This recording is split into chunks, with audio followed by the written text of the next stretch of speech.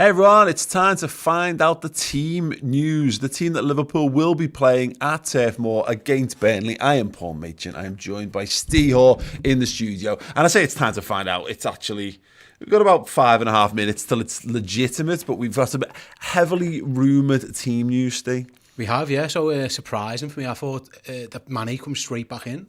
You surprised that Mane comes straight back in? I am, because it means Jota's not playing. Yeah. I mean, it might have been that Mane came in and Bobby dropped out or something, but yeah, the fact is, it's the old school front three. We're going back retro. I say retro like last season. But yeah, like it's going back to basics with that one up front. I understand it. There's so many games coming up. We play obviously Inter in midweek as well, so I'm guessing that's what it's for. I think it's right again. I think it's right. That's obviously Salah starts. I thought Mane might have been on the bench for this one with a view to start against Inter Milan, but it looks like he's going to play. Yeah, again, I'm a bit surprised about Jota. I mean, it looks like he's flexing all of his muscles with Inter Milan on the horizon to be able to say, "Here's what I've tried. Everyone now, everyone's up and running. Now I can start playing whatever team basically I want to play." Just want to actually, before we dive into a bit more, we're obviously live on Twitter right now as well as on YouTube. This show will continue live on YouTube, so if you're on Twitter and you're watching it, head over to youtube.com/the Redmen TV and get your thoughts in. The official team news comes out in 4 minutes time, so we'll have full confirmation on starting 11 and the bench, but we will talk through the rest of the rumours. So as you're saying, as it stands, they're rumoured to be no Diogo Jota in the front three. And the point is, what I'm most fascinated to find out, which we'll find out in 3.5 minutes now, it's who's literally not even in the matchday squad. Yeah, I was going to say, we've got a rough idea what the team is. We were at the bench and was quite sure about it, and I was trying to put everything together before the show, and I was like, who isn't on the squad? Like, there's a chance Oxlade-Chamberlain, I thought, might not even make the matchday squad. Minamino, Joe Gomez, Divock Origi, some really top players, and it depends on the composition of how many players from each position. Jürgen wants obviously on there, but like, it is mad, yeah, it's crazy. Like, there's lads not even in the match day 20 who we've relied on heavily in the last few weeks. And they're going to play again, like I say, Inter Milan on the horizon, Norwich after. There's games that everyone's going to get in. I think it was like 9 games in like 30 days or something mad that we had before the last Cardiff game. So yeah, there's loads of time to come with it. So the talk is that no Konate Matip carries on at centre half. Yeah. Are you surprised by that? No, not for me. Like, Joe Matip's Liverpool's best defender alongside Virgil van Dijk, so not for me again. I saw Andrew Beardsley tweet out this morning, doesn't he, when he's played against Vaghorst in Germany. He's had a really good time against them, but yeah, I'm not. No, listen, I think that's Liverpool's best back four for me. I'd have that every day of the week. I suppose the shock might he have saved that for Inter Milan. Mm-hmm. So maybe can. Which is not to say he won't. He won't still go with that. But you would imagine, and then heavily change for Norwich. Maybe. Yeah, he's got to look after everyone's games, but. That's the situation with him, Paul, is that like we can't afford to lose any game. We can't afford to draw a game at the minute in the Premier League, never mind lose one. So it's all well and good saving legs and stuff, but then you're looking at it thinking, what's the risk? Where's everyone at? Yeah, one thing that we definitely know is Jordan Henderson's going to be in the midfield. Klopp basically said it in his press conference. He was like, yeah, he's fit, he's back, he plays, and he needs to, because he's the skipper and because obviously he missed the midweek game.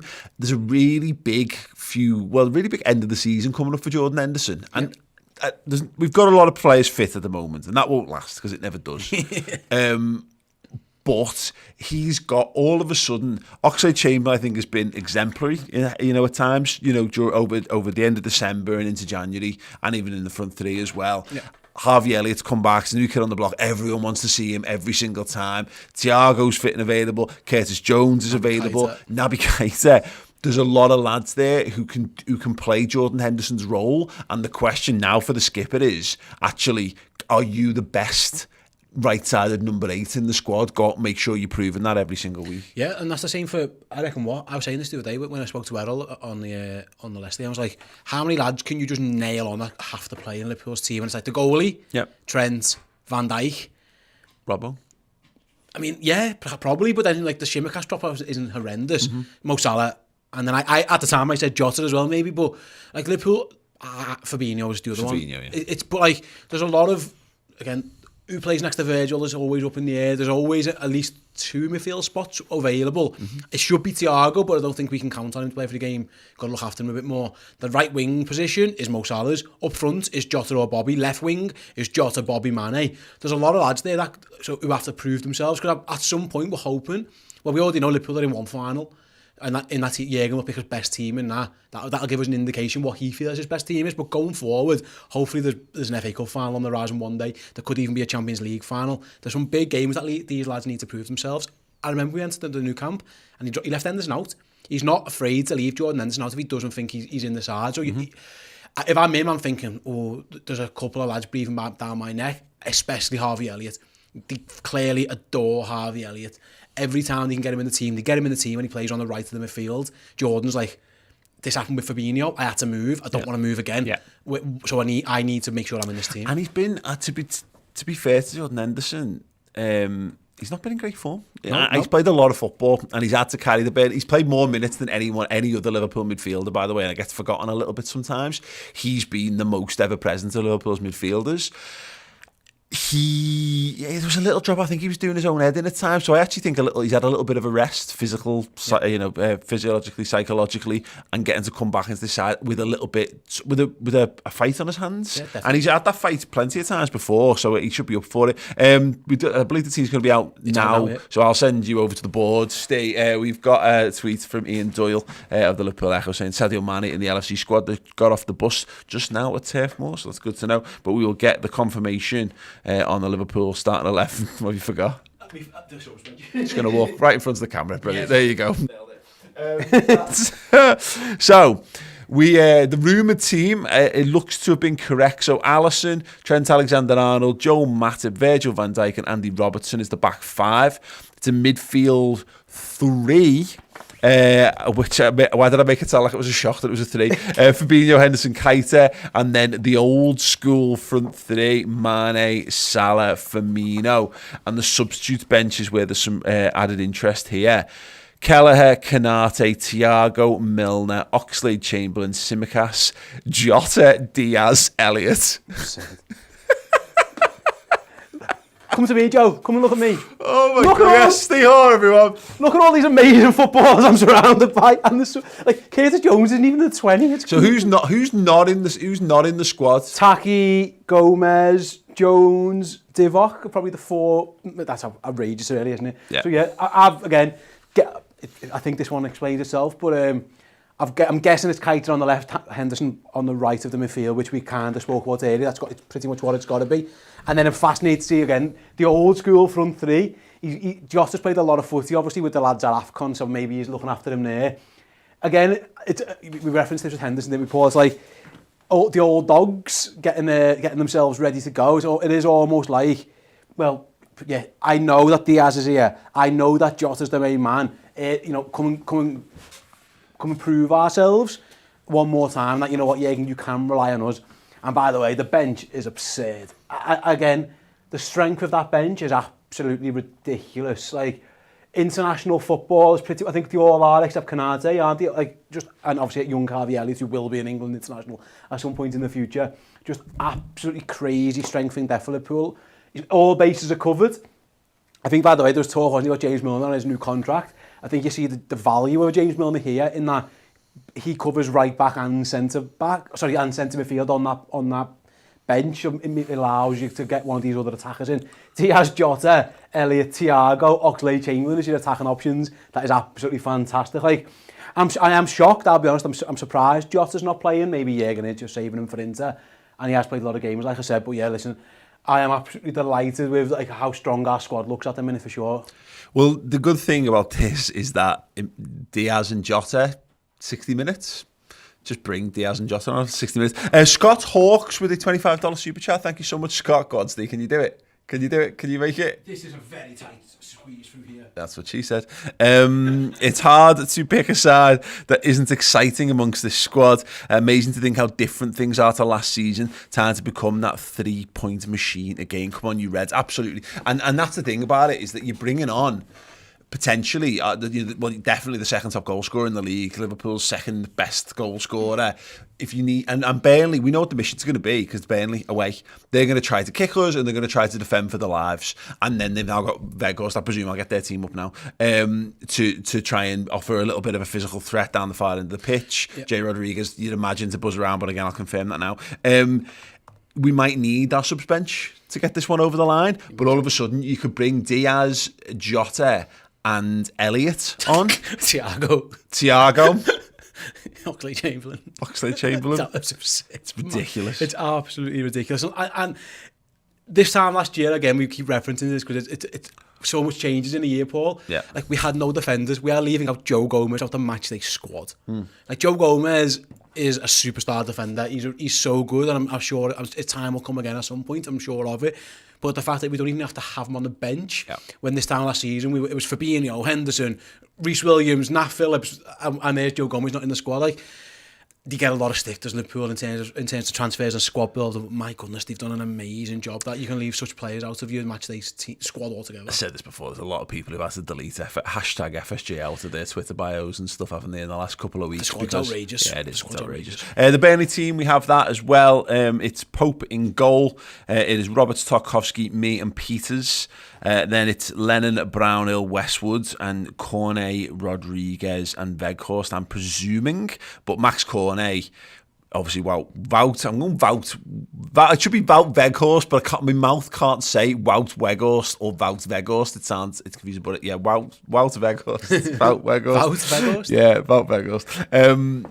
That's to my understanding of Burnley, that's pretty much their best team.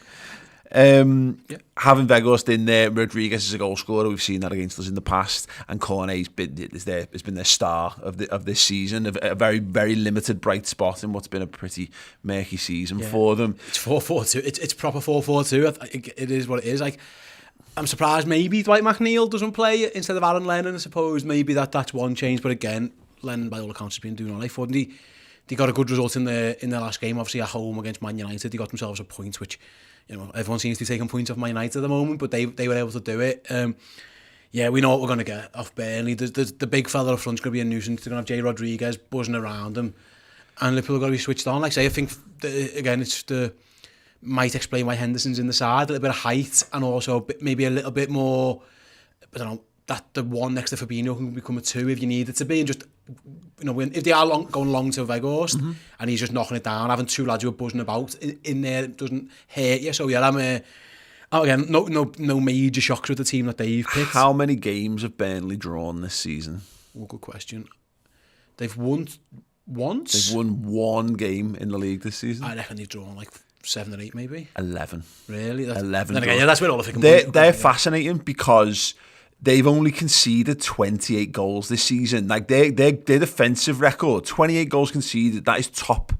That's European chasing defence type thing. Like Brighton have conceded 23. Tottenham have conceded 27. Yeah. Like Tottenham has only conceded one less goal, and everyone's on them, but they could get the top 4. They don't score. They've scored 17 goals in 20 games this season. Now that's obviously what Weghorst has been bought for. So I think they'll be. I mean, this is where they've fallen down a bit this season, isn't it?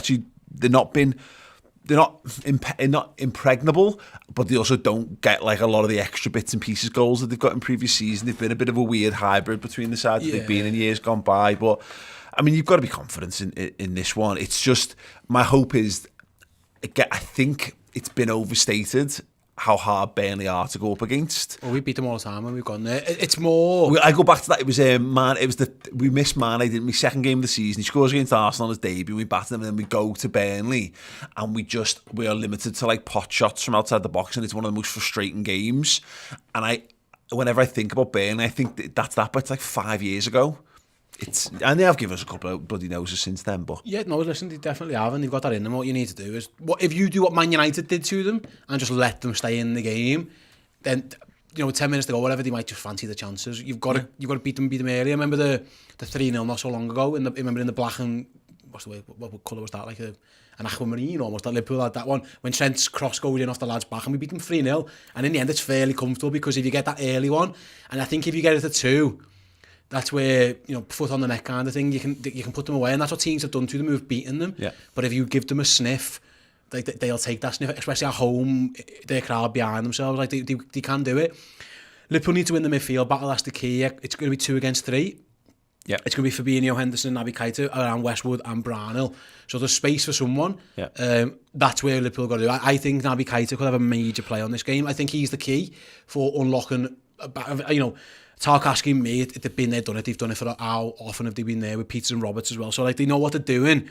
But I think if you can get Naby Keita to just skip around one of those midfielders, that's where the space is going to be. It's interesting. I have a Petterson here in the comments saying, "Does Keita survive this?" And that's the point. Is that and almost to some extent, we've got that many options. I was thinking about this. How I think Thiago and Keita will just rotate on that left hand side because they're similar-ish. They are change the landscape, good passes, unlock them kind of players, and you'll get Henderson and Elliott on rotation, but you've still got to fit Curtis Jones and Ox in there somewhere, but maybe they're auxiliaries in and amongst it. But the good thing is if Keita doesn't survive it, which now, because of how many players there are, it doesn't matter because everyone wants Keita to succeed, but it's not devastating to what you're trying to do if you lose Keita the game. But I would be saying to him, go out there, go and bat, go.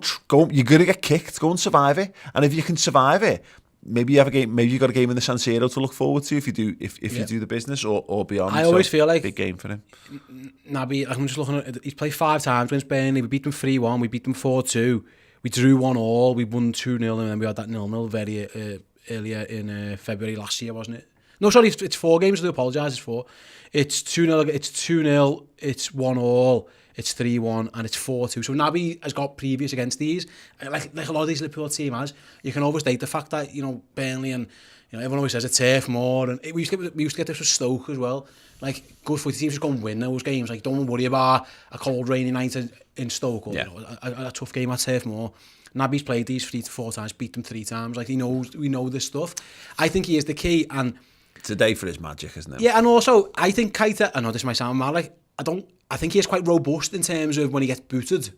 His issues tend to be more like muscles and pulls and stuff. Like Paul Pogba nearly broke his leg and he's back playing like a couple of days later. Yeah, that was a bad one. We thought that might have been him for the season when that happened in that 5-0 and he was back. So I don't think he minds getting a kicking. I think, like I say, my main worry, if there is one, and listen, it's a minor worry with Liverpool at the moment, is the form of Bobby in front of goal. Mm-hmm. Like the chances that Diogo Jota scored against Leicester are just clinical. Yeah. If they fall to Bobby Firmino, did they both go in? At the moment in time, it's hard to say. Hopefully, I'm right in saying that. Listen, Mo Salah's playing, so there's your goal threat. But and to be fair, Sadio Mane, in terms of, I'm interested to see. We've not even talked about him. He's returning AFCON champion. The little clips from him in training, he looked absolutely pumped. This is a massive game for him as well. This is famously, of course, Burnley, which is where he had a kick-off, didn't he, being substituted, and him and Salah apparently had a big fall out and all that kind of stuff. The Bobby Firmino thing, though, I'm just gonna get his stats up for the season, actually, because he's, in terms of his minutes to goal contribution, I mean, he's got 7 goals and 4 assists in all comps and 22 appearances, but it's only 1,100 minutes. I actually like his attacking movement. It doesn't quite come off for him against Leicester, but he's actually playing the tip of the spear thing a little bit better than he has done, more 17, 18 than I think he has. So, yeah, big game. Look, loads of different things to discuss, and we will discuss them on the watch-along because we have a bit of time before that game kicks off. So we will head over, we'll have a little break and come back for that one a little bit later on. But Steve, thank you. In fact, one more time, actually, for people who didn't catch it, the team, just to wrap up, Alisson Becker, Andy Robertson, Virgil van Dijk, Joel Matip, Trent Alexander-Arnold. Midfield is Fabinho, Keita, Henderson, and then Mane, Firmino, Salah, with Kelleher, Costas, Milner, Jota, Elliott, Thiago, Diaz, Ox, and Kanate. All I like the way you done it around. You hooped around the subs bench there. Yeah, I'm impressed by that. Yeah. Right, Sal. Yeah, check us back. We'll be back at 1:45 with the watch along for Burnley versus Liverpool. So yeah, that's about half an hour away. We're going to go and get another brew, soak up all of the information that we can do, get your comments in, and all that good stuff. And other than that, if you need to keep entertained in the meantime, head to Redmen Plus on the redmentv.com. We've got some amazing stuff over there. I've got an exclusive interview with Stuart Downing, which I did last week, which is absolutely fantastic. We've got the Craftsman of the Cop documentary, which was made by Joe, who's on production today. He's done a sensational job with that. Found out about murals. There's just loads of boss content. Just head over to Redmen Plus and yeah, check back in half an hour for the watch along. All the best. Hey guys, thanks for watching that show. We are on the countdown to the League Cup final. Liverpool playing Chelsea at the end of February. And if you want to get some amazing content around that game, we have got you covered.